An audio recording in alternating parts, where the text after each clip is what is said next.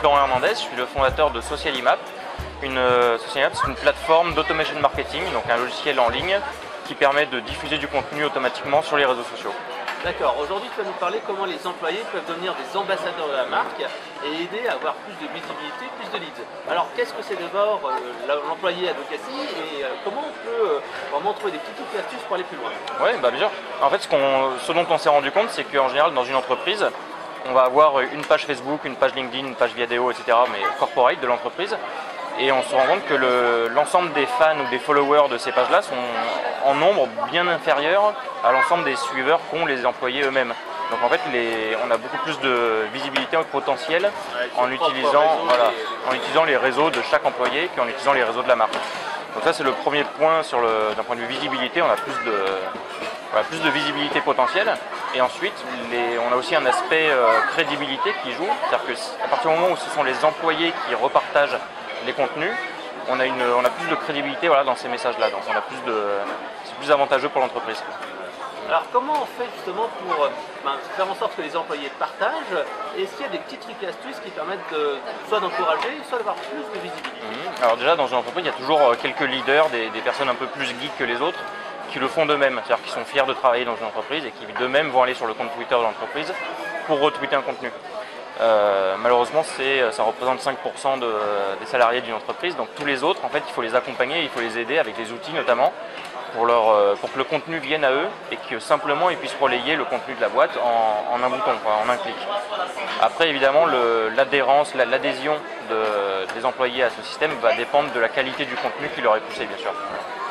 Donc après, il y a plusieurs stratégies. Nous, avec Socialimap, on a pour habitude d'automatiser ce contenu corporate qui vient de la marque et les pousser vers les salariés, mais aussi de leur proposer du contenu en rapport avec leur domaine d'expertise. C'est plus de la curation, on est plus sur de la veille qui va être spécifique à chaque salarié ou à chaque département en tout cas. On leur propose en plus du contenu qui n'est pas créé par la marque, mais qui leur permet de travailler en plus leur personal branding sur les différents réseaux.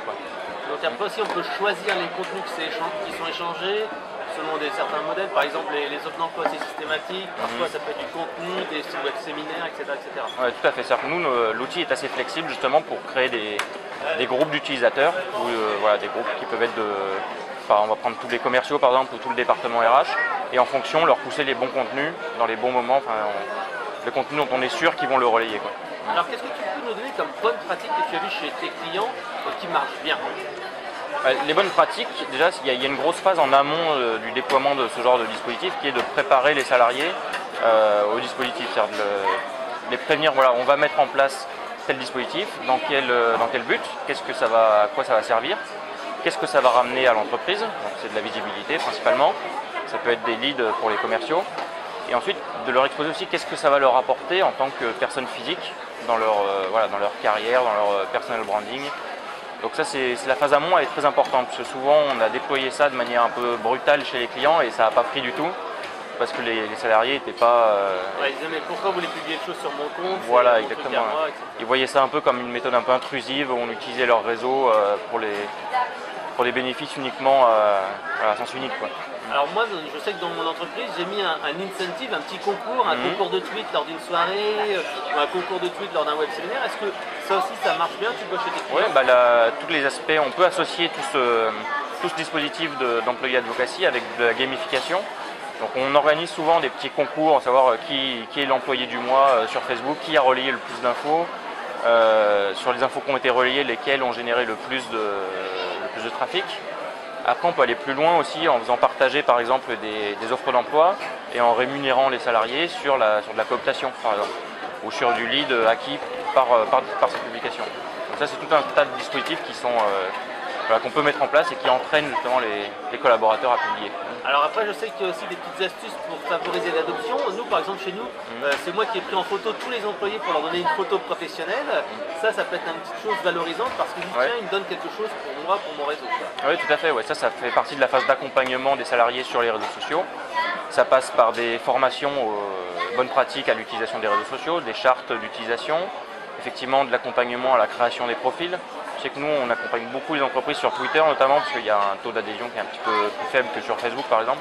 Donc on accompagne les salariés d'une entreprise sur comment utiliser Twitter. Donc ça peut être la mise à disposition de photos professionnelles pour les profils, etc. Ouais.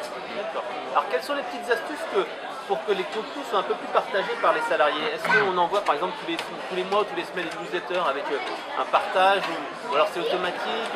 Quelles sont les bonnes pratiques que tu vois un petit peu chez tes clients? Alors nous ce qu'on fait, c'est qu'on fait en général un mix de contenus, c'est-à-dire qu'on va chercher d'abord les contenus corporate, ça va être des contenus qui peuvent être publiés sur le site de l'entreprise, sur le blog. Après ça va être des contenus plus RH. Et après, on va voir les contenus qui marchent le mieux, c'est les contenus plus type vie d'entreprise, évidemment. Donc quand il y a la galette des rois, le séminaire, machin, ça c'est des contenus qui sont le plus partagés. Après, nous, on a pour habitude aussi de permettre aux collaborateurs de créer eux-mêmes leur contenu pour alimenter en plus la base de contenu général. Alors justement, comment faire en sorte que les utilisateurs alimentent eux-mêmes? Est-ce que c'est des experts qui publient des articles de blog? Est-ce que vous faites des interviews? Qu'est-ce que vous proposez justement comme type de contenu comme ça pour avoir Après, plus d'adhésion? ça c'est propre à chaque entreprise quand même. Dans la mesure du possible, on invite effectivement les collaborateurs à créer leur propre contenu sur leur domaine d'expertise. Là, en B2B, ça marche très bien. Ça. Par exemple, on a des développeurs ou des gens qui ont une expertise hyper pointue. On leur propose d'écrire sur le blog de l'entreprise directement et de les faire partager ensuite par l'ensemble des collaborateurs. Après, sur les contenus un peu plus généraux de type vie d'entreprise, ils prennent souvent des photos, du Instagram, etc. Ils envoient ça, on a tout le temps une personne qui modère quand même tous les contenus et qui ensuite décide de le relayer à tous les employés. D'accord. Alors justement, qu'est-ce que tu vois un petit peu comme tendance à venir pour tout ce qui est employé advocacy dans les semaines, mois à venir? On parle de Facebook AdWork, on parle un petit peu d'évolution aussi de Twitter. Qu'est-ce que tu vois un petit peu comme petite tendance à prendre? Est-ce que LinkedIn par exemple, avec l'intégration de plus en plus forte de SlideShare, qu'est-ce qu'il faut voir un petit peu? Quelles sont les bonnes tendances à surfer? Nous on croit beaucoup à tout ce qui est social selling, c'est le mot un peu à la mode de cette année, il y en a toujours un, chaque année il y a un mot à la mode. Cette année je crois que c'est social selling. C'est vraiment le fait d'utiliser les réseaux sociaux pour vendre, en tout cas pour être visible auprès de ses cibles. Et ça on y croit beaucoup, nous on est partenaire de tous les événements qui touchent au social selling. Et pour moi ça c'est la grande tendance de cette année. Donc c'est-à-dire que là les employés vont relayer de l'actu, ils vont relayer sur Twitter, sur LinkedIn, sur Facebook, et ça permet aussi de travailler sur leur réseau, d'identifier les personnes.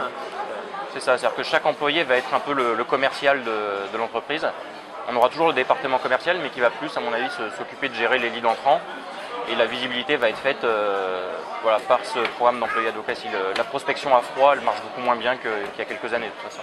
D'accord. Alors, est-ce que tu aurais un dernier mot à nous dire sur l'évolution que tu vois au niveau des médias sociaux de manière plus générale pour cette année? Quelles sont les bonnes tendances sur lesquelles surfer? À chaque fois que tu me poses la question, je me trompe. Quand je regarde les vidéos qu'on a fait un peu la dernière fois, moi, ce que je crois beaucoup, c'est les nouveaux réseaux de type applicatif qui sont beaucoup utilisés par les jeunes, les Snapchat, les WhatsApp, etc.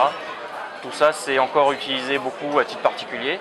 Mais je pense que d'ici 2 ans, ça va. C'est comme Facebook qui était très B2C. Ça va se professionnaliser et les marques vont trouver un moyen d'utiliser ces plateformes-là pour générer du business.